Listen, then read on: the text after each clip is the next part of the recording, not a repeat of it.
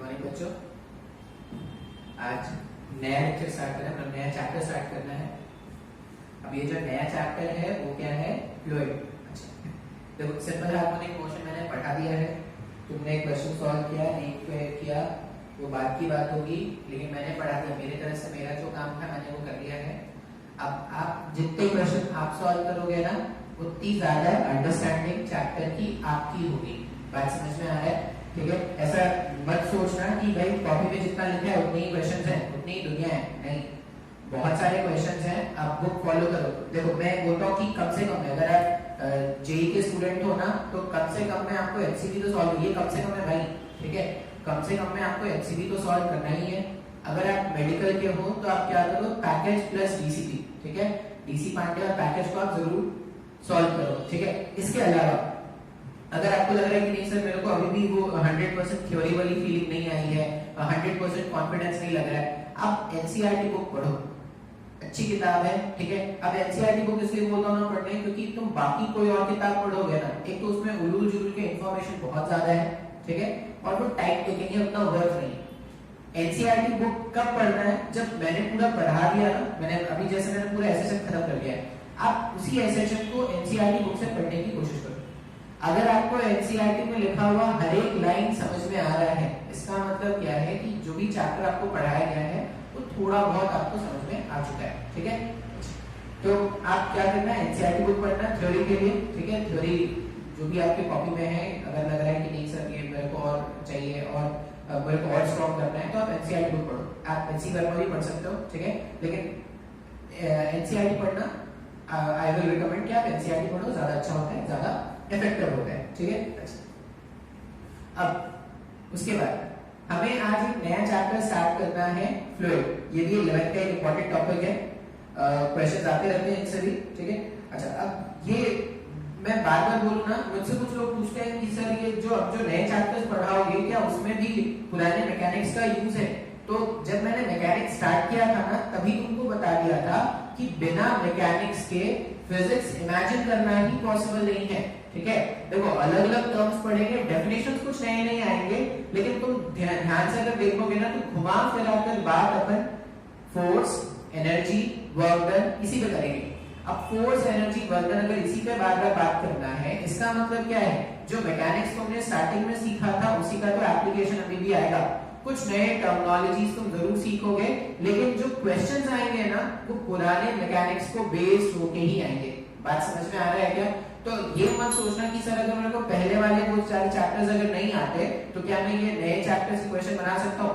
देखो तुम एक बेसिक लेवल के क्वेश्चन जरूर अप्रोच कर लोगे, जो भी मैं नया टॉपिक पढ़ाऊंगा फ्लूइड्स में, लेकिन अगर तुमको हायर ऑर्डर के क्वेश्चन सॉल्व करना है, अगर तुम चाहते हो कि मैं अच्छे से अच्छे क्वेश्चंस को भी सॉल्व कर लूं, तो उसके लिए तुम्हारा मैकेनिक्स स्ट्रांग होना बहुत ज्यादा जरूरी है। बात समझ में आ रहा है? ऐसा सिर्फ फ्लूइड्स में नहीं है, आगे देखना, आगे जितने भी चैप्टर्स आएंगे इसके बाद अपन इलेक्ट्रोस्टैटिक्स पढ़ेंगे, मैग्नेटोस्टैटिक्स पढ़ेंगे, करंट बोल सकते हो, करंट इतना ज्यादा यूज नहीं होगा, सर्किट्स जब सॉल्व करना स्टार्ट करेंगे तो शायद इतना ज्यादा यूज नहीं होगा, लेकिन ठीक है इसके अलावा जितने भी टॉपिक्स हैं ना अपने फिजिक्स में, उसमें मैकेनिक्स की बहुत ज्यादा इंपॉर्टेंस है। देखो डायरेक्टली मैकेनिक्स से क्वेश्चन बहुत कम आते हैं, लेकिन उनके एप्लीकेशन आप देखना पूरे फिजिक्स में रहेगा। अब मैंने तुमको जब एसएचएम पढ़ाया है ना, तो एसएचएम में तुमने देखा होगा, अगर तुमने एचसीवी सॉल्व किया होगा तो कुछ तुमको फ्लूइड्स क्वेश्चन मिल रहे होंगे, कुछ तुमको ग्रेविटेशन के क्वेश्चन मिल रहे होंगे। तो ये सारे फ्लूइड्स वाले क्वेश्चन, ग्रेविटेशन वाले क्वेश्चन, इलेक्ट्रोस्टैटिक्स के भी कुछ क्वेश्चन मिले होंगे, ये सारे क्वेश्चन एसएचएम वाले टॉपिक में है। बात समझ में आ रहा है? मतलब एसएचएम एक ऐसा चैप्टर है जिसका एप्लीकेशन तुमको पूरे फिजिक्स में मिलने वाला है। अब अगर पूरे फिजिक्स में उसका एप्लीकेशन मिलने वाला है तो आपको ध्यान से पढ़ना पड़ेगा। और मैं बार बार बोलूं, बहुत ही आसान चैप्टर है एसएचएम। एक बार अगर तुमने उसका मैथमेटिकल कैलकुलेशन और ये सब डेरिवेशन थोड़ा अच्छे से चेक कर लिया ना, तो बहुत ही आसान चैप्टर है एसएचएम। एसएचएम के क्वेश्चंस जनरली बच्चे एग्जाम में सॉल्व करके आते हैं। बात समझ में आ रहा है? चलो नया चैप्टर स्टार्ट करते हैं, बहुत ज्यादा बकवास किया हमने। नया चैप्टर स्टार्ट करना है फ्लूइड, ठीक है, फ्लूइड स्टार्ट करना है। एफएल फ्लूइड, फ्लूइड की कमी हो गई है, बोलते होंगे ना डे टू डे लाइफ में, भाई बहुत फ्लूइड की कमी हो गई है, ठीक है। अब ये होता क्या है फ्लूइड, ठीक है। तो मैं आपको कुछ डेफिनेशंस बताऊंगा फ्लूइड के, आप चाहो तो उसको नोट डाउन कर लेना और यही डेफिनेशंस याद रखना, ठीक है, जो मैं आपको बोलूंगा। सबसे पहले अगर मैं बोलूँ कि फ्लूइड होता है, पहले एक बार मैं डेफिनेशन आपको बता दूं, ठीक है, फिर उसको भी उसी को समझा देंगे। हम फ्लूइड के बारे में क्या लिखते हैं, fluid are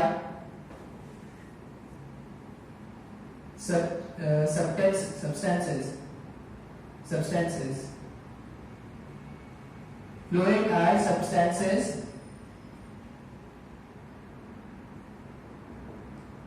like liquid and gas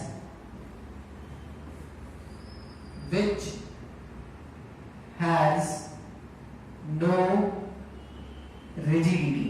अब ये rigidity वर्ड ना मैंने तुमको पहले भी सिखाया है, ठीक है, modulus of rigidity which has no rigidity like solids, ठीक है। ये डेफिनेशन आपको क्या करना है, याद रखना है। फ्लूइड्स क्या है, तो fluids are substances like liquids and gases which has no rigidity like solids। अच्छा, सेकंड स्टेटमेंट क्या है, याद रखोगे इसमें कि as fluids have no rigidity, as fluids have no rigidity,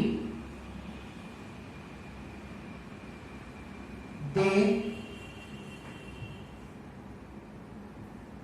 cannot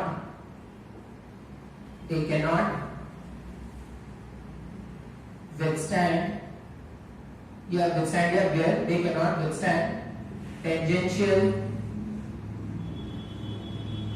stress, ठीक है।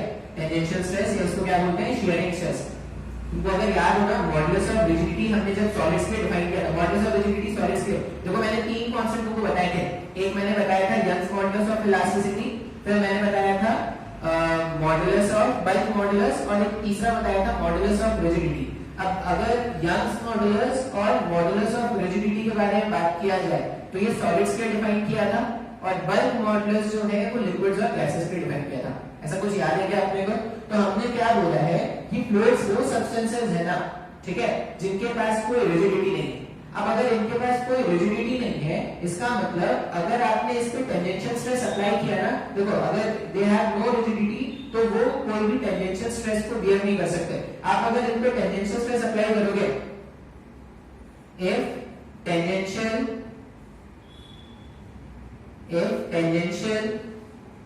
stress, अगर मैंने tangential stress is applied, if tangential stress is applied on fluid, the layers of fluid start sliding against each other, start sliding against each other। इतना कुछ अपने को क्या करना है, याद रखना है, ठीक है। फ्लूइड्स अगर कोई पूछा है फ्लूइड्स क्या है, देखो एक तो कॉमन में ना जब हम ना लोअर क्लासेस को फ्लूइड्स बताते हैं ना, तो ऐसा बोल देते हैं कि कोई भी ऑब्जेक्ट जो फ्लो कर सकता है, ठीक है, जैसे हवा फ्लो कर सकता है, पानी फ्लो कर सकता है, तुम्हारे इमोशंस नहीं, तो तुम्हारे इमोशंस फ्लो करते होंगे, वो कोई फ्लूइड नहीं है, ठीक है। तो हम क्या बोलते हैं कि ऐसा कोई भी ऑब्जेक्ट जो फ्लो कर सकता है उसको हम क्या बोलते हैं, फ्लूइड। अब डेफिनेशन तुम ऐसा याद रखना कि फ्लूइड्स वो सब्सटेंसेस हैं, ठीक है, जिनके पास कोई रिजिडिटी नहीं है। पहला पॉइंट ये याद रखना। दूसरा पॉइंट क्या है, याद रखेंगे, ठीक है भाई, अगर कोई रिजिडिटी नहीं है इसका मतलब यहाँ पर शियरिंग स्ट्रेस का नाम का कोई कंसेप्ट हम फ्लूइड्स के लिए नहीं पढ़ने वाले। अच्छा, अगर शियरिंग स्ट्रेस लगा दिया गया, फ्लूइड के सरफेस को पे शियरिंग स्ट्रेस लगा दिया गया, तो वो क्या करता है, वो लेयर पे लेयर बाय लेयर फ्लो करना स्टार्ट करता है। जैसे तुम देखना, मान लो तुम क्या करो, एक कार्डबोर्ड लो और कार्डबोर्ड पे एक पानी का ऐसा ड्रॉपलेट रख दो, ठीक है, पानी के कुछ ड्रॉप्स ऐसे गिरा दो, पानी गिरा दो थोड़ा बहुत। कार्डबोर्ड को जैसे ही टिल्ट करोगे ना, अब देखना वो जो पानी है ना, वो पानी क्या करता है, फ्लो करना स्टार्ट करता है, ठीक है। क्या हो गया, आपने उसको जब टिल्ट कर दिया तो वेट का कंपोनेंट आना स्टार्ट हो जाएगा। क्या वो जो वेट का कंपोनेंट उस डायरेक्शन, एक तो वेट का कंपोनेंट नॉर्मल आएगा, जैसे ऐसा था ना, मैंने बोला कि ये है, इसको मैंने ऐसे टिल्ट कर दिया तो वेट का एक कंपोनेंट इस तरफ आना स्टार्ट हो जाएगा। वो जो कंपोनेंट है वो क्या कर रहा है, टेंजेंशियल स्ट्रेस डेवलप कर रहा है, because of that tangential stress वो जो लिक्विड है वो क्या करेगा, फ्लो करना स्टार्ट कर देगा। बात समझ में आ रहा है क्या? तो फ्लूइड का डेफिनेशन, सबसे पहला बात आपको क्या याद रखना है, अगर अपन चैप्टर फ्लूइड के बारे में पढ़ रहे हैं तो डेफिनेशन क्या होता है ये तो आपको याद रखना है। लेमैन्स लैंग्वेज में ऐसा बोल देंगे कि फ्लूइड वो सब्सटेंस है जो फ्लो करते थे, ठीक है, लेकिन एक अच्छे स्टूडेंट को डेफिनेशन क्या पता होना चाहिए, ऐसे पता होना चाहिए। बात समझ में आ रहा है क्या? अच्छा, अब ये जो फ्लूइड है ना, हमारे सिलेबस में हम फ्लूइड, दो तरह के फ्लूइड्स के बारे में बात कर रहे हैं। या तो फ्लूइड क्या हो सकता है, सॉलिड हो, सॉरी, या तो फ्लूइड क्या हो सकता है, लिक्विड हो सकता है, या फ्लूइड क्या है, गैसेस है, ठीक है। अच्छा, दोनों के पास कॉमन प्रॉपर्टी क्या है, दोनों फ्लो कर सकते हैं, लेकिन दोनों को डिस्टिंग्विश करने वाला प्रॉपर्टी क्या है? अगर मैं बोलूं कि लिक्विड और सॉलिड को डिस्टिंग्विश करना है, तो तुम अपने लोअर क्लासेस में ये सब तुमने बहुत बार पढ़ा था। मैं बस ऐसा बोल दूं ना कि जो लिक्विड होता है, लिक्विड का एक डेफिनेट शेप है, लिक्विड का डेफिनेट शेप है, लिक्विड का डेफिनेट वॉल्यूम है, प्लस लिक्विड एक सरफेस मेंटेन करता है क्या? हाँ या ना? अगर तुमसे लिक्विड और गैसेस को डिफरेंशिएट करने को बोला जाए तो तुम ऐसा बोलना कि लिक्विड जो है उसका शेप जो होगा, शेप मैंने बोला क्या, लिक्विड का जो शेप है वो क्या होगा, कंटेनर, लिक्विड और गैस दोनों में ऐसा होता है कि उसका जो शेप होता है वो कंटेनर के शेप के अकॉर्डिंग एडजस्ट हो जाता है, ठीक है। लिक्विड के पास एक सरफेस होता है, गैसेस में ऐसा नहीं होता। गैसेस में कोई सरफेस होता है क्या? नहीं। लेकिन लिक्विड अगर आप देख रहे हैं, कंटेनर में अगर तुमने लिक्विड डाल के रखा है तो वो क्या करता है, उसके पास एक सरफेस होता है। लिक्विड के पास जो वॉल्यूम है, वॉल्यूम क्या है उसका, कांस्टेंट है। लिक्विड का वॉल्यूम कैसा है, कांस्टेंट है। अब लिक्विड का वॉल्यूम, गैसेस में ऐसा नहीं होता भाई। जैसे अगर इस रूम में छोटा सा भी, थोड़ा सा भी गैस लाके अगर आप रिलीज करोगे तो वो गैस क्या करेगा, पूरे वॉल्यूम को ऑक्यूपाई कर लेता है क्या? ऐसा हमने गैसेस बिहेवियर पढ़ा था ना, जब हमने गैसेस वाला चैप्टर पढ़ा था। लिक्विड में ऐसा नहीं होता। आप ऐसा इमेजिन करो कि आपके पास एक 2 लीटर का पेप्सी का बॉटल है, ठीक है। मान लो पेप्सी उसमें से खत्म हो गया है। आप क्या करते हो, बाजार से एक छोटा सा 250 ml वाला कैन खरीद के ले आओ, और कैन के लिक्विड को अगर आप कैन के लिक्विड को अगर उस बॉटल में डाल दोगे तो कुछ टाइम के बाद वो पूरा जो बॉटल है वो 2 लीटर्स का हो जाता है क्या? बॉटल में जो पेप्सी वो 2 लीटर्स तो नहीं आएगा ना।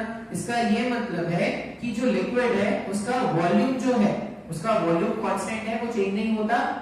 उसके पास एक सरफेस है और वो क्या करेगा, उस कंटेनर के शेप को अप्लाई कर देता है। बात समझ में आ रहा है क्या? गैसेस में क्या बताएंगे, गैसेस में ऐसा बोलेंगे कि वो भी कंटेनर के शेप को अक्वायर कर ले रहा है। गैसेस के पास कोई फिक्स्ड वॉल्यूम नहीं है और गैसेस कभी भी सरफेस मेंटेन नहीं करते। ये लिक्विड और गैस का डिफरेंस है, ये बहुत ही कॉमन सा डिफरेंस है, आप सबको पता होगा, ठीक है। अच्छा, अब इस चैप्टर में ना फ्लूइड्स जो आएंगे वो 2 तरह की फ्लूइड्स हम पढ़ेंगे। फ्लूइड का पहला पार्ट होगा हाइड्रोस्टैटिक,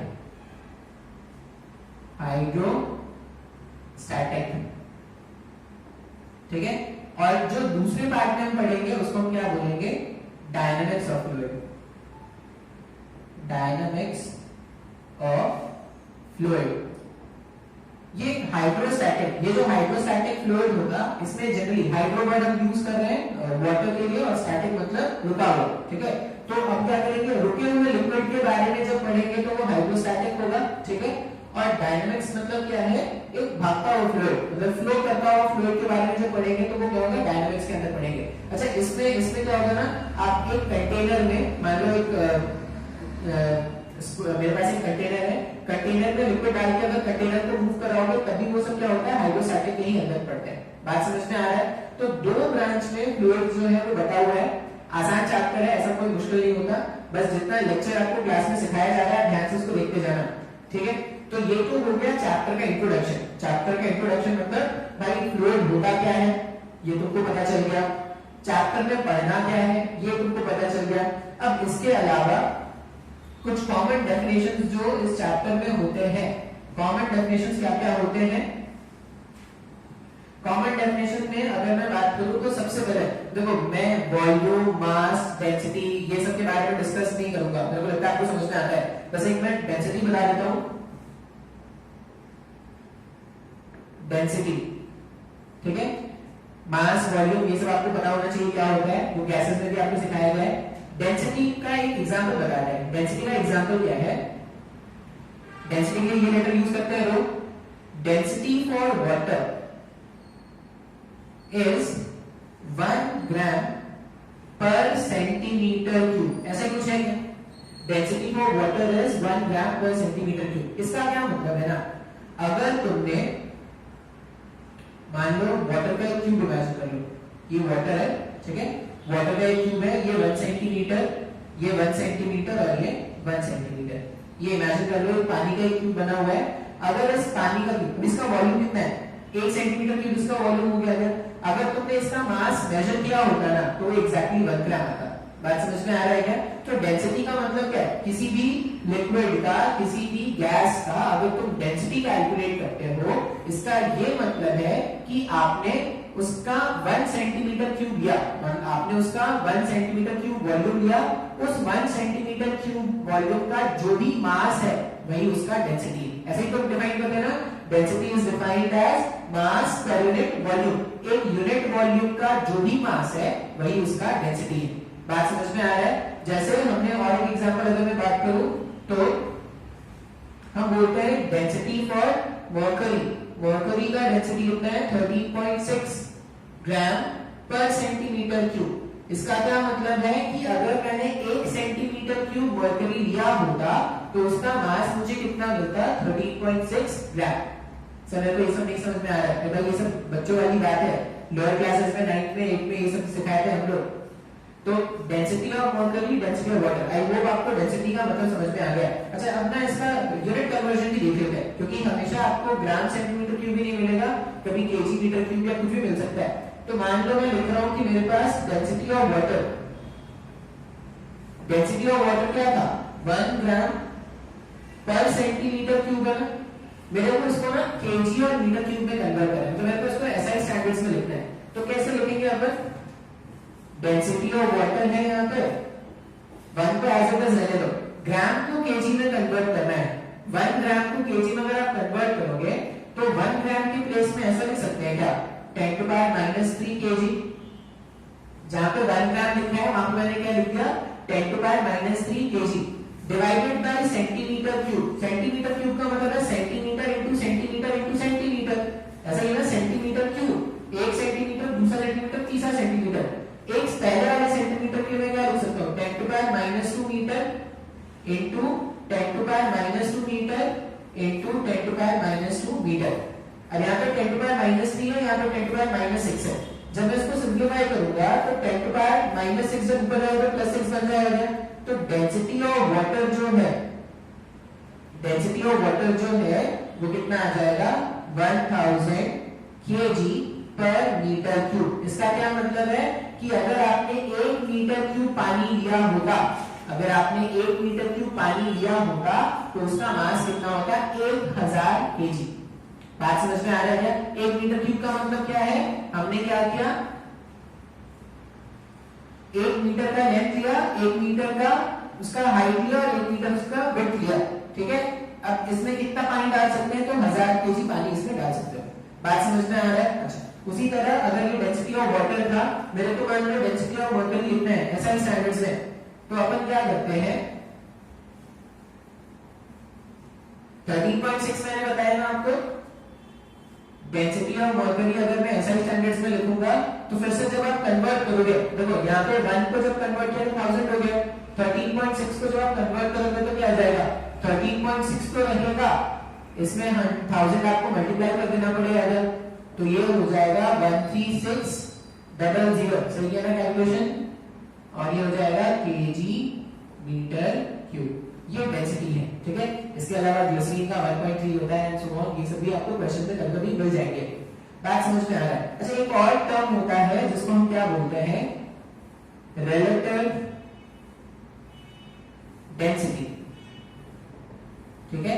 एक और टर्म होगा रिलेटिव डेंसिटी। ये जो हायर ऑर्डर में जो मैकेनिक्स जो पढ़ते हैं ना, जैसे जिनका फ्लूइड इंजीनियरिंग और ये सब होता है, ठीक है, 12th के बाद जब वो इंजीनियरिंग में ये सब पढ़ता है तो लिक्विड्स को रिलेटिव डेंसिटी के टर्म्स में गिना होता है, मतलब उसका एक्चुअल डेंसिटी नहीं देते, हम उसका रिलेटिव डेंसिटी बताते हैं। ये रिलेटिव डेंसिटी होगा या इसको स्पेसिफिक ग्रेविटी के नाम से भी पढ़ते हैं, रिलेटिव डेंसिटी, या इसको क्या बोलते हैं, स्पेसिफिक स्पेसिफिक ग्रेविटी। अब इसका डेफिनेशन क्या है, ठीक है, इसका डेफिनेशन होता है density of any medium divided by density of water. किसी भी मीडियम का डेंसिटी वाटर के रिस्पेक्ट में, किसी भी मीडियम का डेंसिटी वाटर के रिस्पेक्ट में जो आता है उसी को हम क्या बोलते हैं, उसका रिलेटिव डेंसिटी। जैसे अगर मैं बोलूं कि मुझे क्या करना है, रिलेटिव डेंसिटी कैलकुलेट करना है मर्करी का, ठीक है, मुझे क्या करना है, रिलेटिव डेंसिटी मुझे कैलकुलेट करना है मर्करी का, तो फॉर्मूला के हिसाब से क्या लिखेंगे, density of mercury divided by density of water, ऐसा ही कुछ लिखेंगे क्या। जब आप इसको सॉल्व करोगे तो डेंसिटी ऑफ मर्करी कितना है 13.6 और डेंसिटी ऑफ वाटर कितना हो गया 1। अच्छा, ये भी ग्राम पर सेंटीमीटर क्यूब और ये भी ग्राम पर सेंटीमीटर क्यूब। ग्राम पर सेंटीमीटर क्यूब और ये ग्राम पर सेंटीमीटर क्यूब अगर मैं कैंसिल आउट कर दूं तो जो रिलेटिव डेंसिटी है Hg का वो 13.6 है, हाँ या ना। अच्छा, अभी बहुत ही काम का फॉर्मूला है, ठीक है, और आपको क्वेश्चन में बहुत बार मिलेगा। किसी भी मीडियम का, अगर ये मेरे पास डेफिनेशन है तो मैं इसको ऐसा लिख सकता हूं क्या, density of any medium equals to relative density into density of water, ऐसा भी लिख सकते हैं क्या। मान लो मैं आपको बोलूं कि relative density for glycerine is, ठीक है, मान लो ऐसा बोला गया है, ये सब नोट कर लेना, ये सब छोटी छोटी बातें हैं भाई, जिसमें बहुत सारी बातें तुमको आती भी होंगी पहले से। मान लो ऐसा बोला गया है रिलेटिव डेंसिटी ऑफ ग्लिसरीन, ठीक है, ग्लिसरीन रोने का काम में आता है, अगर रोना हो नहीं रो जा रहा है तो ग्लिसरीन लगा के रो सकते हैं।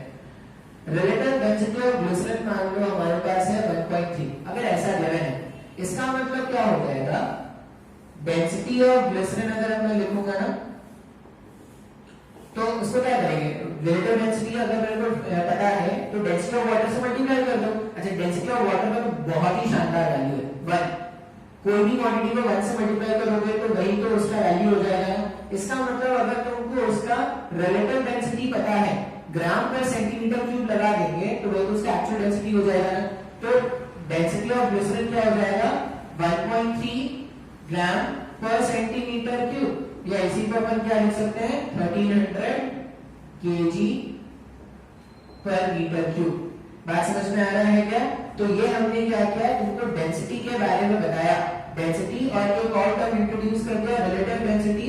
रिलेटिव डेंसिटी वाला टर्म आपको क्वेश्चन में बहुत बार मिलेगा, तो ये सब इतना कोई मुश्किल नहीं था, इसलिए मैंने थोड़ा जल्दी बताया है शायद, ठीक है। अच्छा, तो डेंसिटी अगर मेरे को समझ में आ गया, डेंसिटी के बाद हम नेक्स्ट टर्म जो सीखेंगे ना वो सीखेंगे प्रेशर। यहां का एक्चुअल में चैप्टर स्टार्ट हुआ है जो हमारे मतलब का है। इससे पहले तो बातें थी, बातें हैं, बातों का क्या, कुछ तो लोग कहेंगे, लोगों का काम है कहना, ठीक है। तुम ऐसा सोच रहे हो, कुछ तो टीचर पढ़ाएगा, टीचर का काम है पढ़ाना, ठीक है, सही, वेरी नाइस, क्या कंसेप्ट है वेरी क्लियर। ये देखते हैं प्रेशर, बहुत प्रेशर है सर, अब सुबह से प्रेशर नहीं आया सर, क्या करें सर। देखो प्रेशर को डिफाइन करते हैं, क्या प्रेशर है। अब ये भी ना कोई नया वर्ड नहीं होगा तुम्हारे लिए, लोअर क्लासेस में तुमने प्रेशर सीखा होगा और वहां पे ना तुमने प्रेशर को ऐसे डिफाइन किया होगा। प्रेशर को हमने कैसा डिफाइन किया है, pressure equals to force per unit area, इस तरह से हमने डिफाइन किया होगा लोअर क्लासेस में, फोर्स पर यूनिट एरिया। अब ये जो डेफिनेशन है ना इसको थोड़ा और रिफाइन करते हैं, ठीक है, थोड़ा और मतलब का बनाते हैं। कैसे, प्रेशर यहाँ पे जो हमने टर्म लिखा है pressure equals to force upon area, ये एक्चुअल में ऐसा है। ये प्रेशर क्या है, स्केलर या वेक्टर। प्रेशर पढ़ा होगा भाई, प्रेशर एक स्केलर क्वांटिटी, ठीक है, ये क्या है एक स्केलर है। यहाँ पे जो एरिया है ना वो भी एरिया का सिर्फ मैग्नीट्यूड है। देखो एरिया अभी आज से पहले तक एरिया तुमने वेक्टर नहीं सुना होगा, एरिया एक वेक्टर क्वांटिटी होता है। फिजिक्स में एरिया क्या है, वेक्टर क्वांटिटी है। मैग्नेटिज्म में अपन ध्यान से देखेंगे और इलेक्ट्रोस्टैटिक्स में भी आएगा वर्सेस थ्योरम में। एरिया अगर मैं मैग्नीट्यूड लिया, ये जो एरिया है वो सिर्फ क्या है, अगर मैग्नीट्यूड है तो ये भी क्या हो जाएगा, ये भी स्केलर हो जाएगा। प्रेशर भी स्केलर, एरिया भी स्केलर। तो ये जो फोर्स है, फोर्स तो वेक्टर पढ़ा है। अच्छा, फोर्स वेक्टर है, फोर्स का मैग्नीट्यूड, फोर्स का मैग्नीट्यूड क्या है? फोर्स का मैग्नीट्यूड तो स्केलर है। अब हम जो डिफाइंड डेफिनेशन देखेंगे वो ये होगा, देखो लोअर क्लासेस में तुमको यही सिखाया था, pressure is force per unit area, ठीक है। या कभी-कभी ना यहाँ पे क्या करते हैं, यहाँ पे थ्रस्ट लिख देते हैं, थ्रस्ट पर यूनिट एरिया। अभी थ्रस्ट होता क्या है? आप डेफिनेशन क्या याद रखोगे, जब भी आपको प्रेशर कैलकुलेट करना है, आप याद रखना, अगर मैं लिख रहा हूं फोर्स या थ्रस्ट, आप ये समझ जाना फोर्स का वो कंपोनेंट जो एरिया के परपेंडिकुलर है। मतलब ऊपर में जो फोर्स वाला टर्म लिखा है ना, वो एक्चुअली क्या है? वो फोर्स का कंपोनेंट है। कौन सा कंपोनेंट? तो जो भी एरिया है, कांटेक्ट है, उसके परपेंडिकुलर लगने वाला कंपोनेंट। बात समझ में आ रहा है?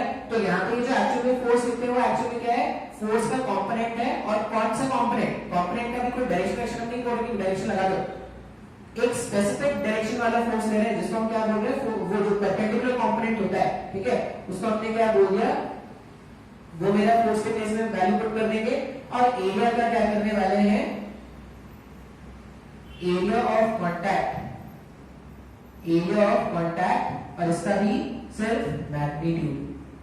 इनको जब आप सिंप्लीफाई कर लोगे ना, तो जो भी आएगा वो टर्म क्या होगा? प्रेशर होगा। बात समझ में आ रहा है? तो प्रेशर तुमने बेसिक जब अपने लोअर क्लासेस में डिफाइन किया होगा, फोर्स पर यूनिट एरिया से डिफाइन किया होगा। अभी क्या याद रखेंगे? प्रेशर अगर मेरे को बताना है तो फोर्स का वो कंपोनेंट जो एरिया के परपेंडिकुलर है। जैसे अगर एक एग्जांपल इसमें बताया जाए आपको, मान लो ये एक एरिया है ए, और इसमें फोर्स ऐसा अप्लाई किया गया है 60 डिग्री पे, मैंने क्या कर दिया? 20 न्यूटन का फोर्स लगा दिया है, ठीक है। 60 न्यूटन पे मैंने 20 न्यूटन का फोर्स लगा दिया है, और ये जो फोर्स अप्लाई किया गया है वो इवनली अप्लाई किया गया है थ्रू आउट द एरिया, ठीक है। ये जो फोर्स है वो इवनली, मैंने एरो बस ऐसा दिखाया कि वो evenly through out the area apply किया गया है। अब मुझसे पूछा गया है फाइंड प्रेशर। तो अगर आपको डेफिनेशन समझ में आ गया होगा तो आंसर भी फाइंड कर सकते हो। अब मेरे को क्या करना है? मेरे को फोर्स का सिर्फ वो कंपोनेंट देखना है जो एरिया के परपेंडिकुलर है। जब मैं फोर्स को रिजॉल्व करूंगा तो फोर्स का एक कंपोनेंट इधर और एक कंपोनेंट इधर बना सकते हैं। बात समझ में आ रहा है? अब तुम खुद से सोच, फोर्स का जो ये कंपोनेंट है इस तरफ हॉरिजॉन्टल डायरेक्शन, वो कोई फोर्सेस में इंपैक्ट कर पाएगा क्या? नहीं। जो भी प्रेशर जनरेट होना है वो तो इसी कंपोनेंट के कारण होना है। तो यहां पर अगर आप प्रेशर फाइंड करोगे ना, तो प्रेशर क्या हो जाएगा? 20 cos 60 डिवाइडेड बाय a, जो भी इसका यूनिट होगा। तो ये तो बहुत ही आसान है सर, ठीक है। अपने को याद क्या रखना है? जब भी मैं बोलूं प्रेशर, प्रेशर को तुमको कैलकुलेट करना है तो तुम क्या लिखना? फोर्स, या फोर्स नहीं, यहाँ पे थ्रस्ट। थ्रस्ट का मतलब होता है नॉर्मल कंपोनेंट या परपेंडिकुलर कंपोनेंट को ही हम थ्रस्ट बोलते हैं। बात समझ में आ रहा है क्या? अभी ये तो हो गया एक डायरेक्शन से। मैंने क्या बोला कि अगर मेरे को फोर्स पता है और एरिया पता है, कांटेक्ट एरिया पता है, तो प्रेशर में ऐसे निकाल सकता हूं। बात समझ में आ रहा है? इसी का उल्टा अगर आप सोचो, इसका उल्टा क्यों सोच रहे हैं? क्योंकि इसका उल्टा बहुत काम का आएगा न्यूमेरिकल सॉल्व करने के लिए। ये सब बेसिक डेफिनेशंस हैं, ज्यादा टाइम नहीं लगाऊंगा इनमें, ठीक है। आपको लोअर क्लासेस में भी ये सब सिखाया गया होगा। मान लो इस इक्वेशन, अभी क्या था? प्रेशर ढूंढ रहे थे जब फोर्स और एरिया बता था। मान लो मेरे को फोर्स ढूंढना है, तो यहां पे क्या लिखेंगे? Force equals to pressure into area, ये लिखेंगे ना। अच्छा, अब यहां पे ये जो फोर्स मिल रहा है वो एक्चुअल फोर्स मिल रहा है क्या? पूरा फोर्स मिल रहा है क्या? जो ऑब्जेक्टिव फोर्स लगा था वो मिल रहा है क्या? नहीं।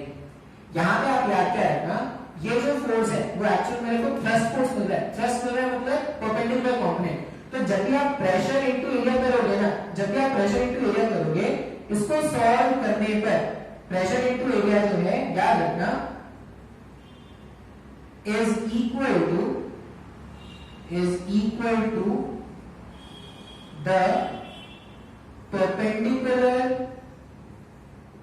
Component is equal to the perpendicular component of force. Pressure into area मेरे को क्या बताएगा, वो जो परपेंडिकुलर कंपोनेंट है उसका वैल्यू मेरे को प्रेशर इनटू एरिया से मिल रहा है। सर नहीं आ रहा है समझ में सर, ये तो कोई बहुत ही आसान है भाई, ऐसा कुछ है ही नहीं कि इसमें नहीं समझा जाए। प्रेशर जो आज से मिलकर तुम प्रेशर डिफाइन करते हो एक्चुअल में क्या है, सिर्फ थ्रस्ट फोर्स मेरे को कंसीडर करना है। थ्रस्ट फोर्स कौन सा फोर्स है, जो एरिया पे नॉर्मली अप्लाई किया गया है उसी फोर्स के कारण जो भी जनरेट होता है वही प्रेशर। बात समझ में आ रहा है क्या, हाँ या ना? अच्छा, अब इसी को ना बुक्स में क्या आपको एक नोट पॉइंट करके मिलेगा, नोट क्या मिलेगा, फोर्स जनरेटेड या force due to pressure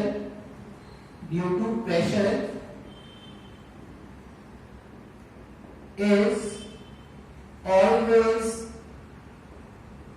normal to the surface।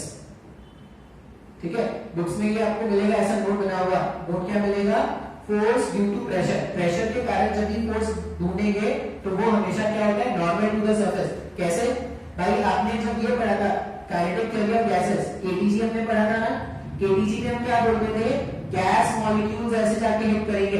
अब गैस मॉलिक्यूल्स जब ऐसे जाके हिट करते थे, यहाँ पे प्रेशर अप्लाई करते थे क्या, और जो भी प्रेशर हम बताते थे या प्रेशर जैसे ही है तो प्रेशर अपने को फाइंड करना था, तो प्रेशर अगर है तो फोर्स भी है, तो फोर्स का डायरेक्शन ऐसे ही होता था क्या, नॉर्मली दिखाते थे ना फोर्स का डायरेक्शन। बात समझ में आ रहा है क्या? तो जब भी आप प्रेशर के कारण फोर्स कैलकुलेट करोगे उसका डायरेक्शन कैसा दिखाना, जो भी सरफेस है उसके नॉर्मली। बात समझ में आ रहा है? इसका एक एग्जांपल भी, इसमें आप एक एग्जांपल भी कर सकते हो। क्या आप क्या करो, एक राउंड शेप का बलून ले लो, ठीक है, राउंड शेप का बलून ले लो, ऐसा समझो एक प्लास्टिक है, प्लास्टिक का अपन ने क्या किया, राउंड शेप का प्लास्टिक लिया, एकदम पूरा स्फेरिकल शेप का, और पानी भर दिया पूरे में। अब आप क्या करो ना, उसको प्लग करो। अब जैसे ही प्लग करोगे ना, देखना पानी उसमें रेडियली आउटपुट आता है, बाहर जब निकल रहा है वो रेडियली आउटपुट निकल रहा होगा, फिर ग्रेविटी के कारण वो ऐसे प्रोजेक्टाइल के जैसे गिर जाएगा, लेकिन जब वो बाहर निकल रहा है ना तो वो रेडियली आउटपुट निकल रहा है। अब रेडियली आउटपुट निकल रहा है, इसका मतलब क्या है, सरफेस पे रेडियली आउटपुट, वही तो उसका परपेंडिकुलर होता है ना, अगर एक स्फेरिकल सरफेस है रेडियली आउटपुट ही तो उसका नॉर्मल हो गया।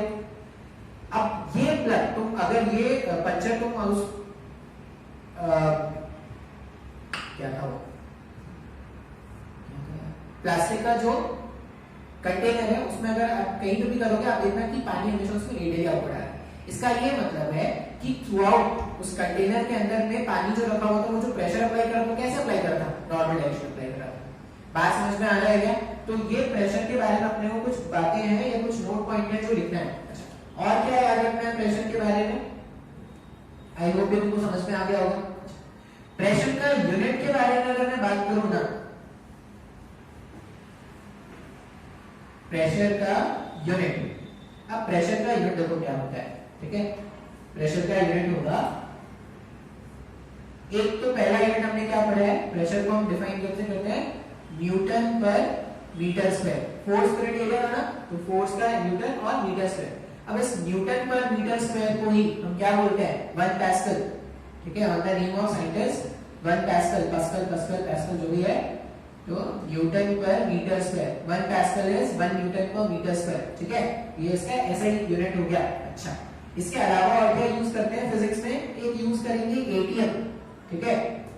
अब 1 एटीएम का मतलब हो गया 1.013 into 10 to the power 5 pascal. ये याद रखना है क्योंकि अपने को बहुत बार आएगा, कभी-कभी बार भी मिल सकता है तुमको, 1 बार equals to 10 to the power 5 pascal. इसके अलावा और बतेरे यहाँ पे हैं, मतलब बहुत सारे यहाँ पे आपको यूनिट्स मिल जाएंगे, टॉर्क मिल जाएगा, टॉर्सरी मिल जाएगा, एचडी रो एचडी के टर्म्स में मिल जाएगा, तो ये सब कुछ मिलेगा, ठीक है।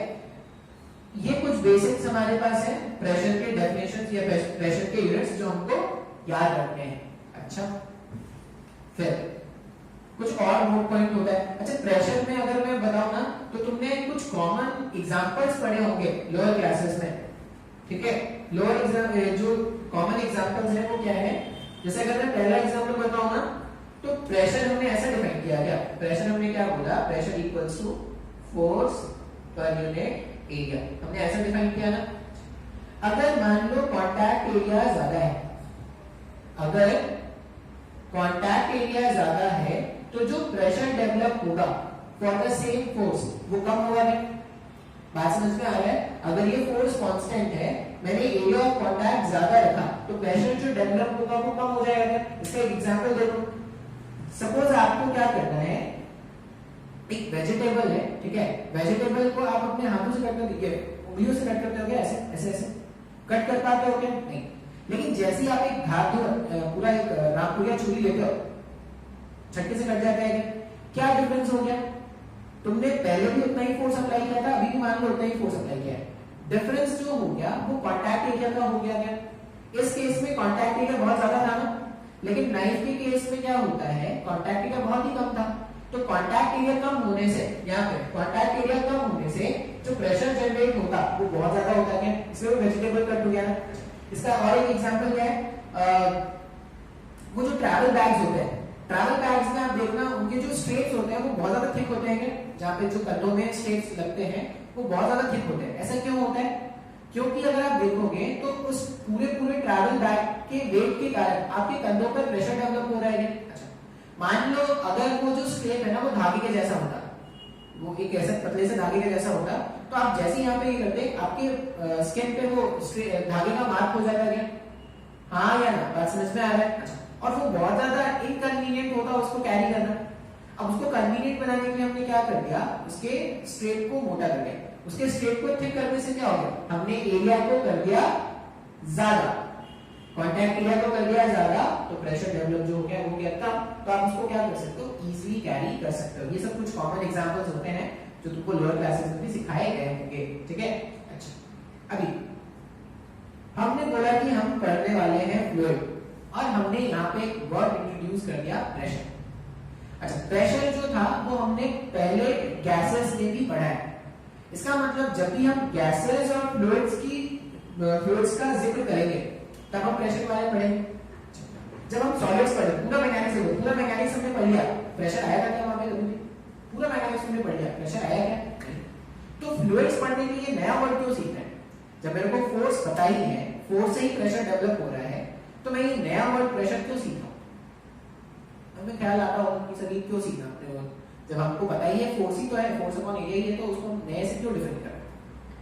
अब सॉलिड्स में क्या होता है, मान लो मैं बोलूं कि मेरे पास एक सॉलिड ऑब्जेक्ट है, ये मैंने शायद थोड़ा बहुत फ्रिक्शन में बताया था, ये सरफेस पे रखा हुआ है।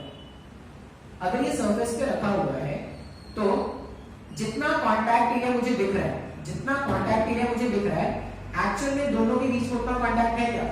नहीं ना। एक्चुअल में क्या होता है, ये जो सरफेस है, मान लो एक सरफेस है, ये सरफेस जो ऐसा दिखता है वो एक्चुअल में ऐसा कुछ है, और इसके ऊपर अगर मैंने एक ब्लॉक रखा हुआ है तो ब्लॉक भी तो इरेगुलर है ना ऐसा। तो जितना कांटेक्ट एरिया मुझे दिखता है, मतलब जो एपरेंट कांटेक्ट एरिया है और जो एक्चुअल कांटेक्ट एरिया है, ये दोनों अलग अलग बातें हैं। तो यहां पर ना आप जब बात करोगे सॉलिड्स के केस में, तो प्रेशर इतना सिग्निफिकेंट नहीं होता। क्यों? क्योंकि यहाँ पे एपरेंट एरिया अलग है और कांटेक्ट एरिया अलग है। बात समझ में आ रहा है? यहाँ पर कांटेक्ट एरिया अलग होगा और जो एपरेंट एरिया, बेस का जो एरिया, वो दोनों अलग अलग है। तो अगर दोनों अलग अलग है तो यहाँ पे प्रेशर कैलकुलेशन कन्वीनियंट नहीं था।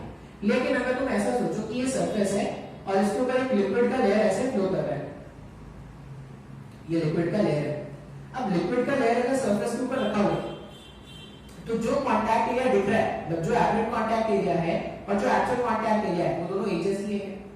बात समझ में आ रहा है क्या? तो जब भी आप लिक्विड और गैसेस के टर्म्स में बात करोगे तो वहां पर प्रेशर हम बताएंगे, और जब भी हम सॉलिड्स के बारे में बात करेंगे तो वहां पर क्या करेंगे, फोर्सेस के बारे में बात करेंगे। बात समझ में आ रहा है क्या? तो सॉलिड्स और लिक्विड्स के लिए प्रेशर पढ़ेंगे, और उल्टा हो गया, सॉलिड्स के लिए हम क्या करेंगे, फोर्स से डिफाइन करेंगे, जो तुमने अपने एनएलएम वाले चैप्टर में किया है, और जब भी लिक्विड्स और गैसेस के बारे में बात होगा तो प्रेशर के बारे में सीखेंगे। क्लियर है? हाँ या ना? अच्छा, अब ये ना प्रेशर के कुछ और भी प्रॉपर्टीज हैं, ऐसी ये चुन्नू मुन्नू प्रॉपर्टीज है, इतना कोई मुश्किल नहीं होता, उनको समझ में आ जाएगा। ये प्रेशर के कुछ चुन्नू मुन्नू प्रॉपर्टीज है, वो भी देख लेते हैं। तो नया हेडिंग लिखेंगे। अच्छा, ये जितनी भी बातें हैं ना, वो मुझे लगता है आपने सारा कुछ अपने लोअर लेवल में पढ़ा होगा। आपने लोअर क्लासेस में 9th में 10th में जब भी आपने पढ़ते होंगे तो आपने ये सब पढ़ा है, कुछ नई बातें मैंने अभी नहीं बताई, बस मैंने अभी रिवीजन कर दिया है। अच्छा, तो नेक्स्ट हम क्या देख रहे हैं, प्रॉपर्टीज ऑफ प्रेशर। पहला प्रॉपर्टी क्या है, pressure is isotropic. Pressure is isotropic, ठीक है। अभी आइसोट्रोपिक का मतलब क्या है, सेम, ठीक है। आइसो मतलब होता है सेम और ट्रोपिक मतलब नेचर जैसा। तो मान लो ऐसा है, इसको एक एग्जांपल से समझते हैं। एक कंटेनर है और कंटेनर में क्या है, लिक्विड भरा पड़ा है, ठीक है। ऐसे भर भर के लिक्विड भरा पड़ा है। यहाँ पे एक ना क्यूब इमेजिन करो, बहुत छोटा सा है भाई, मतलब आंखों को नहीं दिखता, उतना छोटा है, ठीक है। वो उतना छोटा बना दो तो तुमको दिखेगा नहीं, पता ही नहीं चलेगा सर कहाँ, कुछ तो आपने किया ही नहीं, ठीक है। अभी बहुत छोटा सा क्यूब है, अभी बहुत छोटा सा क्यूब में फोर्सेस इधर से भी लग रहे होंगे, फोर्सेस इधर से भी लग रहे होंगे, इधर से भी लग रहे होंगे, इधर से, इधर से, इधर से, 6 प्रेशर से तो 6 फोर्सेस लग रहे होंगे। और अगर मैं बोलूं कि ये इक्विलिब्रियम में रखा हुआ है, अगर मैं बोलूं कि इक्विलिब्रियम में रखा हुआ है, इसका मतलब जितना फोर्स इधर से है उतना ही फोर्स इधर से होगा, जितना फोर्स इधर से उतना ही फोर्स इधर। तो हर जगह जो फोर्स है, हर जगह जो फोर्स है वो F है। अगर हर जगह का फोर्स F है और सबका क्रॉस सेक्शनल एरिया एक जैसा है, इसका मतलब हर पॉइंट पर जो प्रेशर जनरेट हो रहा है वो एक जैसा है। अब मैंने क्या बोला कि बहुत छोटा सा मेरे पास एक क्यूब है, तो हर पॉइंट का फोर्स अगर एक जैसा, मतलब हर पॉइंट का प्रेशर एक जैसा है, तो इसको आप ऐसा भी समझ सकते हो। इसको आप क्या समझ सकते हो कि अगर एक कंटेनर है और वो कंटेनर पूरा लिक्विड से भरा पड़ा है, इसमें अगर मैं कहीं पे भी पॉइंट अज्यूम कर लूं ना लिक्विड के अंदर, और मैं बोलूं कि इसमें जो प्रेशर लग रहे हैं, जितना प्रेशर कितना उतना ही हर जगह का जो प्रेशर लगेगा वो क्या हो जाएगा, सेम। मतलब हर पॉइंट पे जो प्रेशर लगने वाला था या हर डायरेक्शन से जो इस पॉइंट पे प्रेशर लगने वाला है वो क्या है, सेम। तो इसलिए हम क्या बोल रहे हैं, प्रेशर जो है वो आइसोट्रोपिक है, ठीक है। इतना कोई तूफानी नॉलेज नहीं है, रख लेते हैं भाई। प्रेशर क्या है, एक पॉइंट में अगर एक लिक्विड के अंदर कोई पॉइंट है तो प्रेशर जो होगा वो आइसोट्रोपिक होगा, हर पॉइंट पर सेम, ठीक है। तो यहाँ पे क्या लिखेंगे, pressure is same everywhere. Pressure on the point, pressure on the point is same everywhere. इसे स्क्रीन पॉज करके क्या करना है, नोट कर लेना है, ठीक है। नेक्स्ट अपन देखते हैं।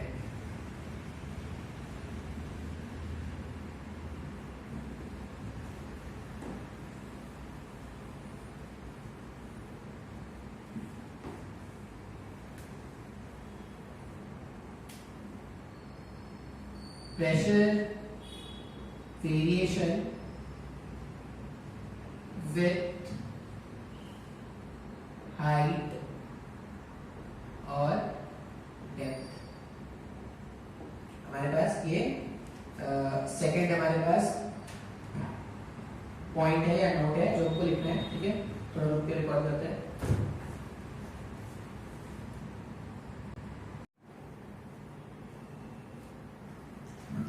ठीक है, स्टार्ट करते हैं। Pressure variation with height. क्या होता है ना, बोल बोल के मुंह दर्द करना स्टार्ट कर देता है, बक बक बक बक बक बक से बक बक बक कर रहा हूँ, ठीक है। इसे रुक जाएगा, थोड़ा पॉज कर लेना जरूरी होता है। अभी क्लासरूम में तो क्या होता है, क्लासरूम में तुम लोग भी होते हो, थोड़ा तुम लोग का बकवास सुन लेता हूँ, अच्छा लगता है। अभी कोई है खाली बैठा है पूरे क्लासरूम, मैं और मेरी कन्हई आपस में अक्सर एक दूसरे को बढ़ाते रहते हैं। तो क्या है, pressure variation with height. Height के साथ अपने को प्रेशर वेरिएशन देखना है, डेरिवेशन है, ठीक है। स्कूल के एग्जाम में ही पूछ लेते हैं। एक ऐसा कंटेनर है और इस कंटेनर में, ठीक है, ये ऐसा कंटेनर है और इस कंटेनर में मैंने क्या किया है, लिक्विड फिल करके रखा है। H हाइट का कंटेनर है, जो लिक्विड फिल किया उसकी डेंसिटी कितनी है, रो, और यहाँ का क्रॉस सेक्शनल एरिया ए क्या है, क्रॉस सेक्शनल एरिया।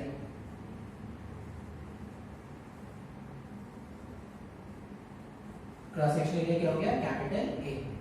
बात समझ में आ रहा है? एक ऐसा कंटेनर था जिस कंटेनर में हमने क्या किया है, लिक्विड ऐसे फिल करके रखा है, पूरा पूरा ऐसे लिक्विड है जो हमने भर के रखा है। अब मुझे क्या करना है ना, इस पॉइंट पर, ये जो बॉटम वाला पॉइंट है ना, यहाँ पे प्रेशर कैलकुलेट करना है, ये बॉटम वाले सरफेस पे। बात समझ में आ रहा है? अच्छा, बॉटम वाले सरफेस पे प्रेशर कैलकुलेट करना है। अब हम क्या जानते हैं, जो प्रेशर है, प्रेशर जो होगा वो फोर्स अपॉन एरिया होगा, ठीक है, और ये भी फोर्स का कौन सा कंपोनेंट है, तो एरिया के परपेंडिकुलर कंपोनेंट। अब अगर आप ध्यान से देखोगे तो ये जो लिक्विड है, ठीक है, ये जो लिक्विड है, लिक्विड का कुछ तो वेट होगा जो नीचे लग रहा होगा।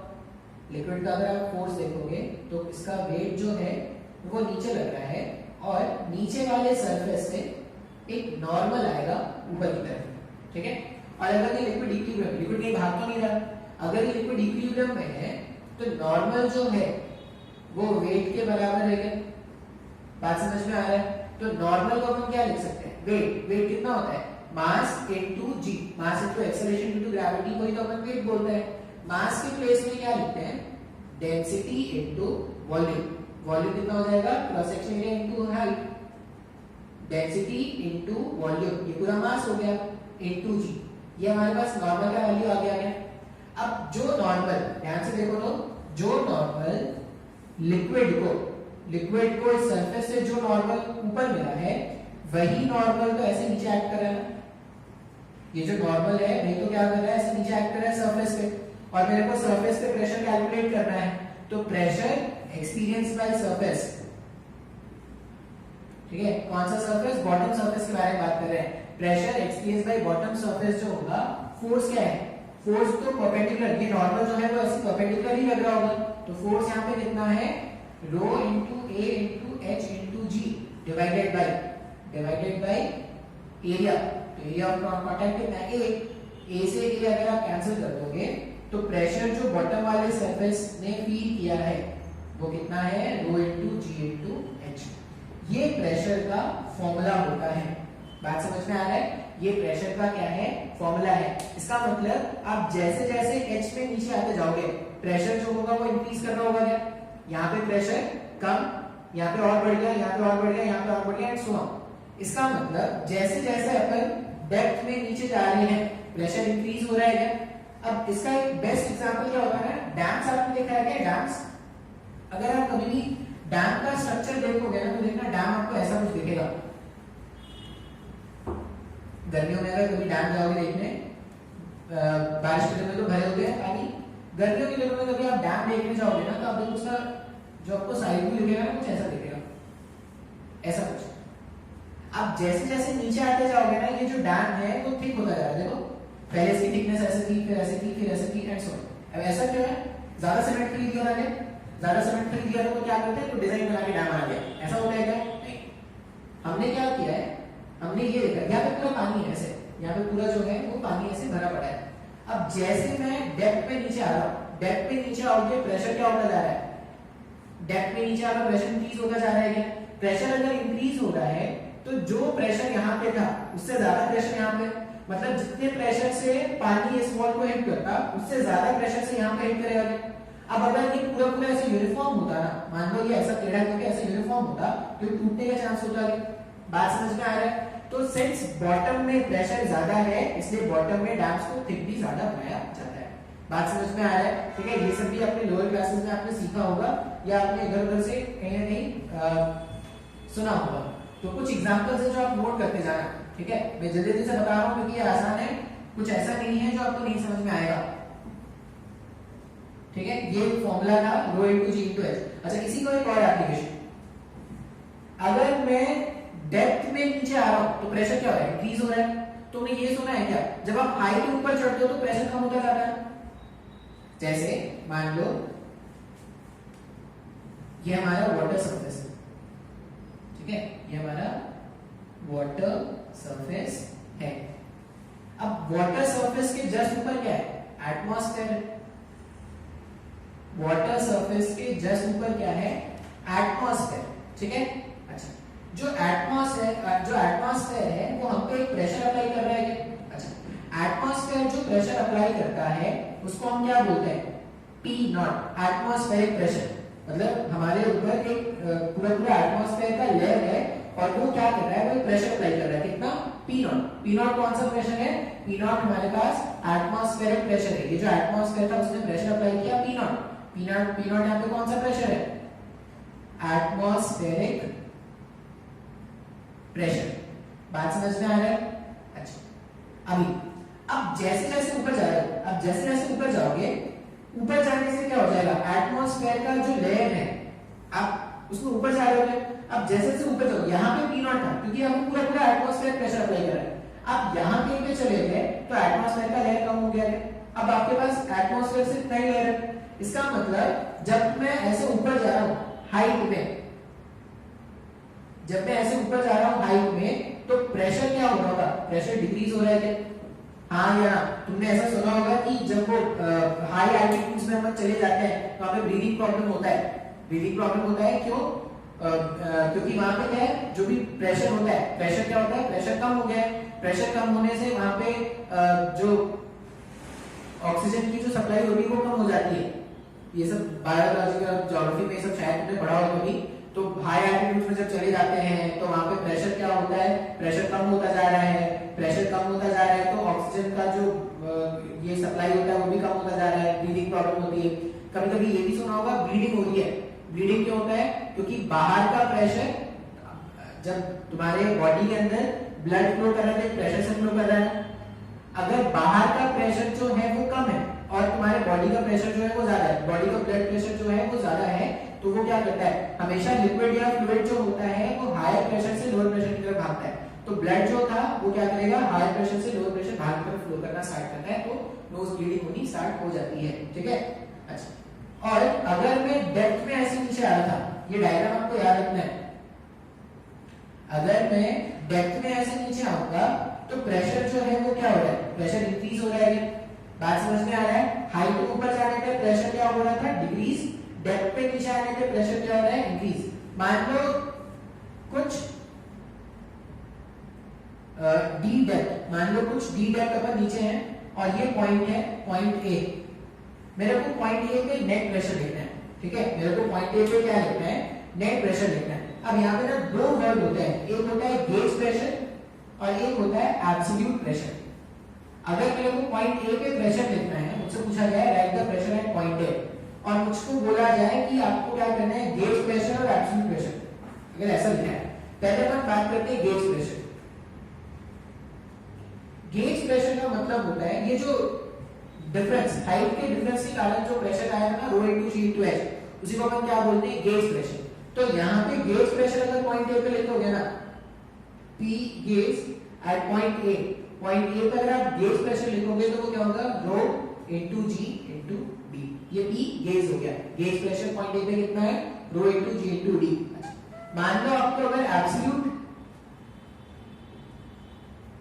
P एब्सोल्यूट लिखना है पॉइंट ए, जब भी आपको एब्सोल्यूट प्रेशर लिखना है तो आप याद रखना P atmospheric plus P gauge, ये फॉर्मूला होता है एब्सोल्यूट प्रेशर लिखने का। तो अगर आपको एब्सोल्यूट प्रेशर लिखना है पॉइंट ए पर तो आप क्या लिख दोगे, P एब्सोल्यूट पॉइंट ए पर, P एटमॉस्फेरिक कितना है, P नॉट, और P गेज कितना आ गया, रो इनटू जी इनटू डी। ये मेरे पास P एब्सोल्यूट आ गया। बात समझ में आ रहा है क्या? ये सब कुछ बातें हैं जो आपको क्या करना है, याद रखना है। सबसे पहले याद क्या रखोगे कि प्रेशर का वेरिएशन हाइट के साथ या डेप्थ के साथ कैसे लिखना है अपने को, रो इनटू जी इनटू एच से लिखना है। अगर आप सी लेवल से ऊपर जाते हो तो प्रेशर क्या होता जा रहा है, कम होता जा रहा है। प्रेशर कम होने से क्या होता है, ब्रीदिंग प्रॉब्लम होता है, क्योंकि ऑक्सीजन का वहां पे सप्लाई कम हो जाता है। कुछ लोगों को नोज ब्लीडिंग भी स्टार्ट हो जाती है। ये आपने सुना होगा या देखा भी होगा, जब आप हाई हील्स में, आप जब एक हाई एल्टीट्यूड वाले प्लेस में जाते हो छुट्टियां मनाने, तभी आपने शायद नोटिस किया हो। ठीक है, अच्छा। फिर जैसे अपन डेप्थ पे नीचे जा रहे हैं, प्रेशर क्या हो रहा है,